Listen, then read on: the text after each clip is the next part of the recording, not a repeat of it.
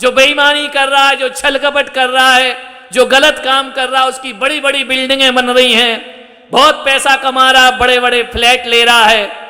और एक आदमी ईमानदारी और सच्चाई से, सादगी से जीता है, वह साधारण आदमियों की जिंदगी जिया करता है। कभी कभी अपने मन में आ जाता है यार कि चलो थोड़ा बहुत गलत अपन भी करते हैं, पैसा कभी अच्छे रास्तों से नहीं आता है, पैसा कभी सही रास्तों से नहीं आता है। हर गलत करने वाले आदमी के मन में यही भ्रम होता है। एक बात बताओ, कभी पिक्चर देखिए सचिन? रोज? तो कभी कभी रोज तो बनाते हैं, वो सही है, देखते कभी कभी, शूटिंग तो रोज चलती है ना? तो विचार करिए, पिक्चर देखने जाओ। पहले के जमाने में, हमारा जब जमाना था, अब आज का तो मुझे नहीं मालूम, 3 घंटे की पिक्चर होती थी, है ना? आज कितने की होती? 3 ही। पुरानी वाली देखते हो क्या? नई वाली नहीं देखते हो? अच्छा, पुरानी है अपने जमाने। 3 घंटे की पिक्चर होती थी हमारे समय। और पिक्चर में 2 चीज होती हैं। हर फिल्म की स्टोरी एक सी होती है, वही 2 प्रेमी प्रेमिका बिछड़ गए, मिल गए, लास्ट में मिल गए, जब अच्छे दिन आए दी एंड लिखा आ गया। जब तक बुरे दिन थे पिक्चर चल रही थी।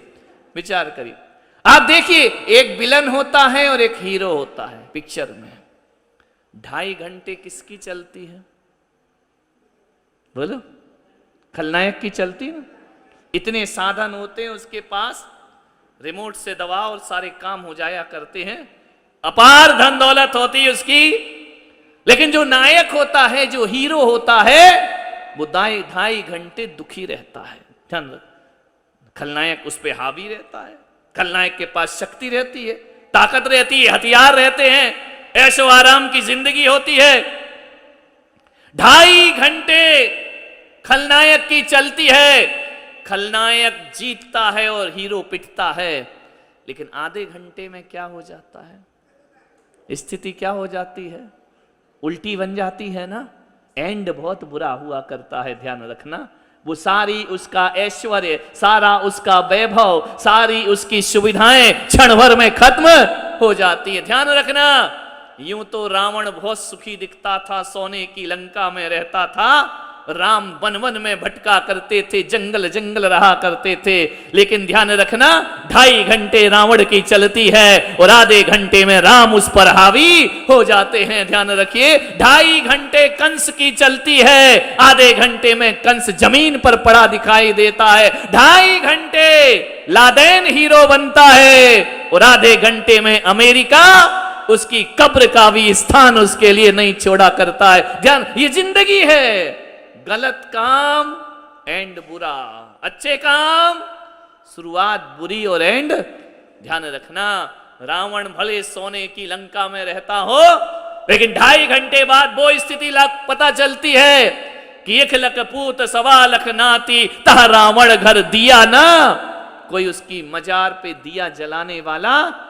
2.5 घंटे का ऐश आराम का जीवन रावण ने जिया, लेकिन आधे घंटे बाद वो स्थिति हुई कि रावण के पुतले जलाए जाते हैं और राम के मंदिर बनाए जाते हैं। आधे घंटे की फिल्म में राम के मंदिरों का निर्माण हो जाया करता है। सोचना है अपने को, जिंदगी में ऐसे क्षण आएंगे नहीं, विचलित नहीं होना है।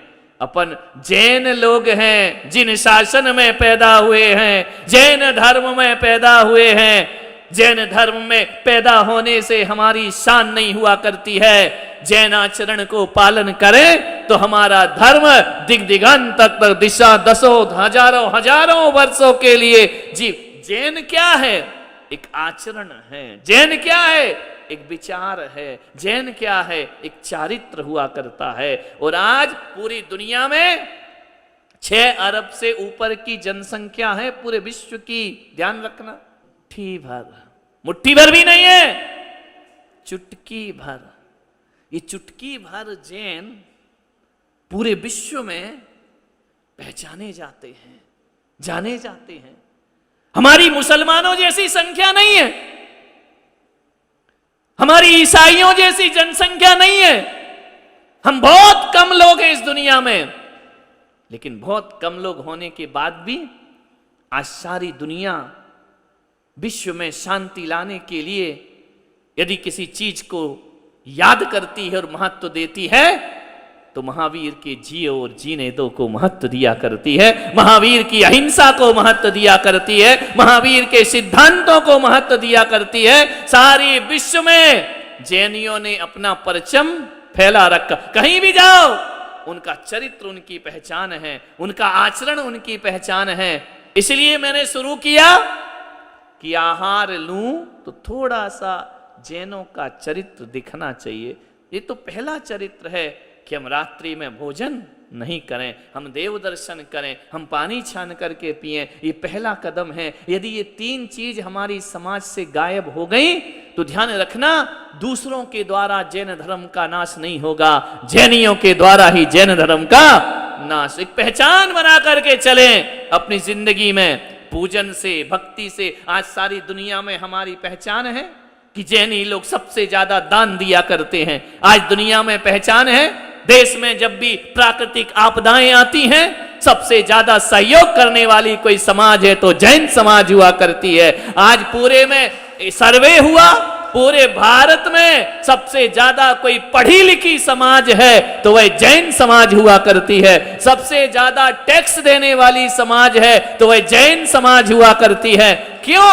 और वो भी टैक्स 1 नंबर का कमाते हैं। सबसे ज्यादा परसेंटेज जैनियों का हुआ करता है। ये हमने अपनी चरित्र पहचान बना रखी है, इसे हमें जीवित रखना है, क्योंकि हमें सिंहासनों के पीछे नहीं भागना है।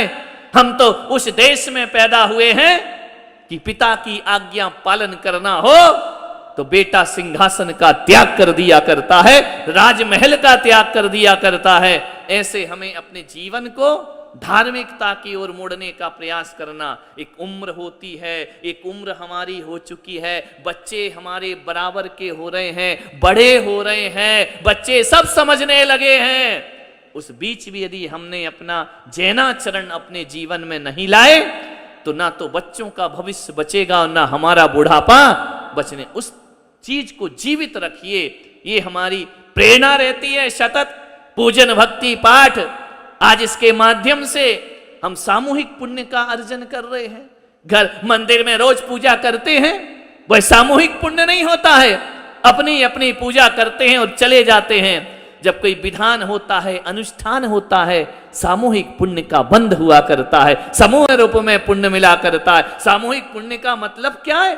जब हम समूह में पुण्य कमाते हैं और जब कभी भवितव्यता जागृत होती है, कभी हमारा जीवन में कल्याण के रास्ते खुलते हैं, तो आप पढ़ते हो ना कि सम्मेद शिखर की इस टोंक से इतने इतने मुनियों को मोक्ष की प्राप्ति। वो कौन से लोग हैं? वो वही लोग हैं जो समूह में पुण्य किया करते हैं। जो समूह में पुण्य करते हैं वो समूह में निर्वाण को प्राप्त किया करते हैं। जो समूह में पाप करते हैं उन्हें सामूहिक। कभी कभी सुना है आपने कि बस जा रही है, एक्सीडेंट हो गया, बस पलट गई, लोग मर गए। विचार करिए, कौन कहां से था? सब एक ही घर के थे क्या? अलग अलग थे ना। कोई वापी से बैठा, कोई सूरत से बैठा, कोई मुंबई से बैठा, कोई भिलाड़ से बैठा। जगह जगह के लोग आकर बैठते हैं, बस पलटती है, लोग मर जाते हैं। आप बोलिए, ये जगह जगह रहने वाले लोग मरते समय एक साथ क्यों हो गए इकट्ठे? ध्यान रखना, एक साथ एक गाड़ी में आ गए, सब जगह से इकट्ठे होकर। ध्यान रखना, ये एक समय मृत्यु के समय इन्हें कर्मों का फल मिल रहा है। इन्होंने पिछले जन्म में सामूहिक पाप किया होगा, उसका फल इनको सामूहिक प्राप्त। तो अपन तो यहाँ बैठ करके सामूहिक पाप नहीं कर रहे हैं, अपन सामूहिक पुण्य का अर्जन कर रहे हैं। और ये समूह में कमाया हुआ पुण्य जब उदय में आता है तो आने वाले जन्मों में भले अलग अलग पैदा हो जाएंगे, जब पुण्य के क्षण आएंगे एक साथ आकर के बैठ। देखो, मैं कहाँ का, तुम कहाँ के, ये कहाँ का, कौन कहाँ का रहने वाला, किसका जन्म कहाँ होता है, कहाँ कौन बड़ा होता है, कहाँ कौन मृत्यु के क्षण को प्राप्त करता है, किसी का कोई भरोसा नहीं है। सब जगह जगह के यहाँ पर एकत्रित हुए हैं और एकत्रित होकर भगवान की महाअर्चना हम यहाँ पर कर रहे हैं, भगवान की पूजन कर रहे हैं। ये हमारे सामूहिक पुण्य का उदय हुआ करता है। जब इसका फल किसी भी जन्म में प्राप्त होगा तो एक बात ध्यान रखना, हमने जिन शरणम में बैठकर इतने लोगों ने एक साथ विधान किया था, इसका फल जब प्राप्त होगा, हम कहीं भी पैदा हो जाएं, एक साथ पुण्य के उदय में आपस में मिलकर के एक हो जाएंगे। ध्यान, कहीं ना कहीं ये जीव मिलेगा, कहीं ना कहीं ये संस्कार मिला करते हैं। ध्यान रखिए, ये पुण्य का क्षण है, पुण्य कमाने का क्षण है।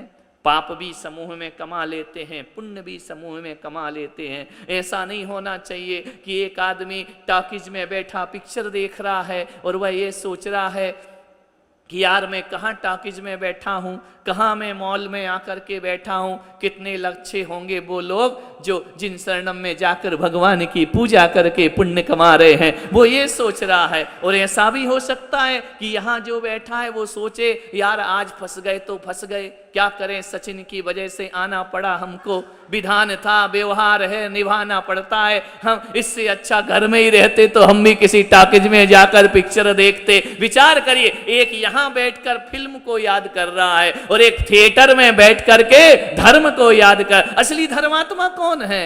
वह जो वहां बैठकर भी धर्म को याद कर रहा है। असली धर्मात्मा वो नहीं जो यहां बैठकर भी घर की याद कर रहा है, वो यहां होकर भी उसका चित्त तो घर में ही बैठा हुआ है। नहीं, आज अपने को शाम तक अपने पूरे चित्त को यहीं पर समर्पित करना है भगवान। केवल अर्घ नहीं चढ़ाना है, अपनी चित्त वृत्तियों को भी भगवान के चरणों में समर्पित करके अपने जीवन को धन्यता को प्रदान करना है। तो इस तरह से पूरे मन योग से आइए अब हम 108 अर्घ भगवान के चरणों में चढ़ाएंगे, अपने जीवन को धन्य करेंगे।